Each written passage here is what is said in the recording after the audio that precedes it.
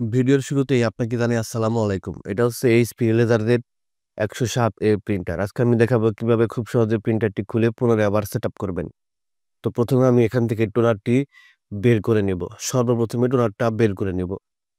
এরপরে প্রিন্টারের ডান পাশ এবং বাম পাশ যেকোনো এক পাশ থেকে খুলে নিলেই হবে। আমি এই পাশ থেকে খুলে নিচ্ছি। আপনি যেকোনো এক পাশ থেকে আগে খুলে নেবেন, সমস্যা নেই। মাইনাস ড্রাইভার দিয়ে এটি ভালোভাবে খোলা যায়। আপনি মাইনাস ড্রাইভার দিয়ে এটি কাজ করতে পারেন। তো আমি এক পাশে খুলে নিলাম। এবার আমি তার অপোজিট পাশেরটা খুলে নিব।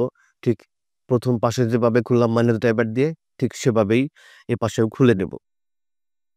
ভিডিওটি স্কিপ না করে সম্পূর্ণ ভিডিও দেখুন, তাহলে ১ম চান্সেই আপনি সম্পূর্ণ খুললে আবার পুনরায় ভালোভাবে সেটআপ করতে পারবেন। তো এখন প্রিন্টারের পেছন পাশের ৩ টি স্ক্রু থাকে। ৩ টি স্ক্রু আমি খুলে নিচ্ছি। আমি এখানে এখন ২ টি স্ক্রু খুলে নিলাম। আরেকটা স্ক্রু আ মিস্টেক করেছি, খুলতে পারিনি। এটা আমি আবার পরে খুলে নেব। দেখুন আমি টানতেছি কিন্তু বের হচ্ছে না। তার মানে হলো এখানে একটি স্ক্রু আগে খোলা ছিল না, ওইজন্য বের হয়নি। এখন খুলে নিলাম। এখন টান দিলে এটি বের হয়ে আসবে। দেখেন এখন কিন্তু ইজি ভাবে বের হয়ে আসলো। এখন এটা আবার সামনের পাশে থেকে খুলে নিব। সামনের পাশে যে ফ্রন্ট পার্ট আছে, হ্যাঁ, এটা খুলে নিব। এখানে আবার মোট ৩ টা স্ক্রু আছে। ৩ টা না, ২ টা স্ক্রু আছে নিচের ২ পাশে, আর উপরের দুপাশে হলো লক আছে। এই লক ২ টা খুলে টান দিলেই ইজি ভাবে ফ্রন্ট পার্টটি বের হয়ে আসবে। তার আগে এখানে আবার ম্যানুয়াল ড্রাইভার দিয়ে এখান থেকে এটা ছাড়িয়ে নিতে হবে। তারপরে নিচের পাশের যে লক আছে, সাদা পার্ট যেটা ফ্রন্ট পার্ট দেখতে পাচ্ছেন সামনেরটা, এটা জোরে টান দিলে লক থেকে বের হয়ে আসবে। দেখুন এই যে লক থেকে বের হয়ে আসলো। এখন আমি উপরের যে পার্ট আছে, উপরের পার্টটি বের করে আনবো। সব দিকের সব পার্ট খোলা হয়ে গেলে উপরের পার্টটি একদম আলগা হয়ে যায়। তখন এপাশে ফ্রিজার ইউনিটের দুপাশে ২ টি লক আছে। এটা কিন্তু খুবই সেনসিটিভ। এটা যেন না ভাঙে, সতর্কতার সাথে এই ২ টি লক খুলে নিবেন ২ পাশ থেকে। জোরে চাপ দিলে কিন্তু লকটি ভেঙে যেতে পারে। সেজন্যে ফ্রিজার ইউনিটের সাথে কানেক্টেড করা যে ২ টি লক আছে, ২ টি লক মাইনাস ড্রাইভার দিয়ে খুব সতর্কতার সাথে এই ২ টি লক খুলে নিবেন। ২ টি লক আমি খুলে নিলাম। এখন উপর থেকে এটি টান দিলেই যেভাবে বের হয়ে আসবে। এটা আবার এখানে মাদারবোর্ডের সাথে কানেক্টেড করা আছে। আমি এটা পোর্টটি খুলে নিলাম। এখন আমি ফ্রিজার ইউনিটটি সাথে যে ৪ টি স্ক্রু আছে, এই ৪ টি স্ক্রু খুলে নেব, তাহলে ফ্রিজার ইউনিটটি বের হয়ে আসবে। ১ম এ আমি এই বাম পাশের ২ টি স্ক্রু খুলে নিলাম। কিন্তু ডান পাশের একটা স্ক্রু খুলেছি, আরেকটা স্ক্রু খুলতে আমি আবারও মিস্টেক করেছি। আমি ৪ টা স্ক্রু জায়গায় ৩ টা স্ক্রু খুলে নিলাম। আ এখানে আবার আরেকটা বিষয় হলো আ মাদারবোর্ডেরটা অবশ্যই খুলে নিতে হবে। কারণ মাদারবোর্ডের পিছন পাশে দিয়ে আ ফ্রিজার ইউনিটের মোটা কেবলটা চলে গেছে। সেজন্য ফ্রিজার ইউনিটটা খুলতে হলে অবশ্যই মাদারবোর্ডটা আগে খুলতে হবে। সেজন্য মাদারবোর্ডের সাথে কানেক্টেড করা সবগুলো কেবল আমি সতর্ক স সতর্কভাবে খুলে নিচ্ছি। এখানে কোন কেবলগুলো কিভাবে লাগানো আছে আপনি খোলার সময় অবশ্যই খেয়াল করে খুলবেন, যাতে পরে আবার ফিটিং করানোর সময় আপনার সুবিধা হয়। আপনি চাইলে কাজ করার আগ মুহূর্তে মোবাইল দিয়ে ছবি উঠিয়ে রাখতে পারেন। পরে যখন সেটআপ করবেন তখন হয়তো মোবাইলের উঠানো ছবি দিয়ে মিলিয়ে লাগিয়ে নিতে পারবেন। এটার সাথে এখানে ৩ টা স্ক্রু আছে।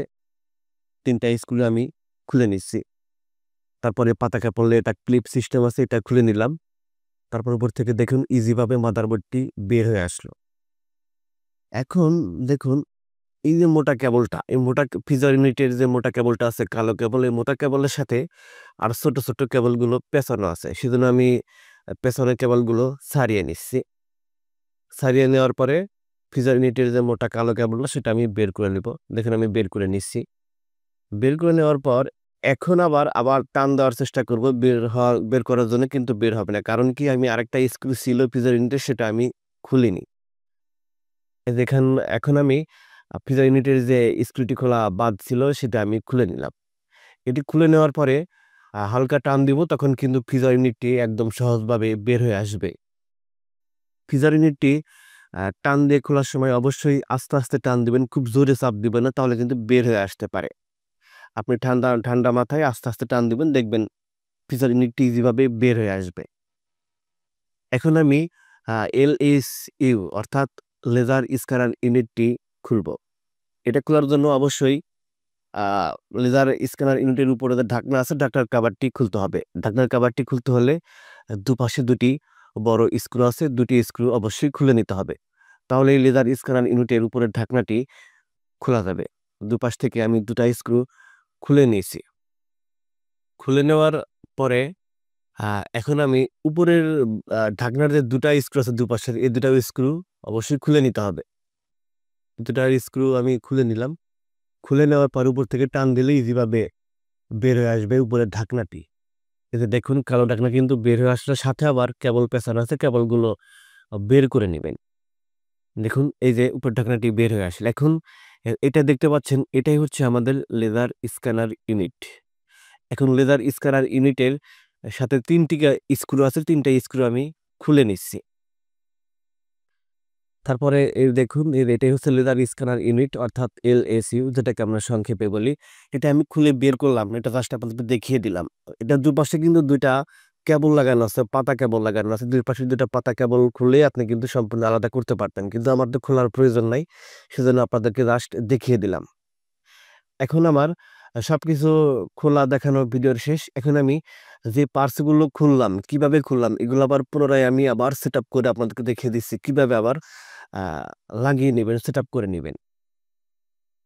তো ১ম এ আমি যেভাবে খুলেছিলাম ঠিক সেই একইভাবে আমি এই সবগুলো পার্টস যেগুলো খুলেছি স্টেপ বাই স্টেপ সবগুলো আবার খোলা শেষ। এখন আবার আপনাদেরকে লাগানো দেখাবো। তো কিভাবে লাগিয়ে নিলাম আ সেটি আ স্পষ্টভাবে এবং ভিডিও স্কিপ না করে মনোযোগ দিয়ে দেখুন। তাহলে আবার যেভাবে খুলতে পেরেছেন ঠিক সেভাবে আবার সঠিকভাবে সেটআপ করতে পারবেন। ভিডিও স্কিপ না করে অবশ্যই সম্পূর্ণ ভিডিও দেখবেন। যাতে আপনার স্টেপ বাই স্টেপ কোনো ভুল না হয়। একদম সঠিকভাবে যেন আপনি প্রিন্টার খুলতে পারেন এবং সঠিকভাবে যেন আবার সবগুলো পার্টস একসাথে অ্যাডজাস্ট করতে পারেন। তো এই ভিডিওর মাধ্যমে আপনি যদি কোনো কিছু জানতে পারেন বা আপনার প্রিন্টারটি সাকসেসফুলি ভাবে খুলে আবার পুনরায় সেটআপ করতে পারেন, তাহলে অবশ্যই চ্যানেলটি সাবস্ক্রাইব করে দিয়ে বেল আইকনটি অন করে দেবেন। এখানে ফ্রিজার ইউনিটটি বসানোর সময় খুব জোরে চাপ দিবেন না। এটা কিন্তু খুবই সেনসিটিভ জিনিস। খুব জোরে চাপাচাপি করলে কিন্তু নটগুলো ভেঙে যেতে পারে। এটা পটের সাথে পটে মিলিয়ে আস্তে বসিয়ে নিলে তারপরে আরামসে বসে যাবে। তারপরে আপনি দুপাশের ৪ টি স্ক্রু লাগিয়ে নিতে পারবেন। তো আপনারা ভিডিওটি মনোযোগ দিয়ে দেখতে থাকুন।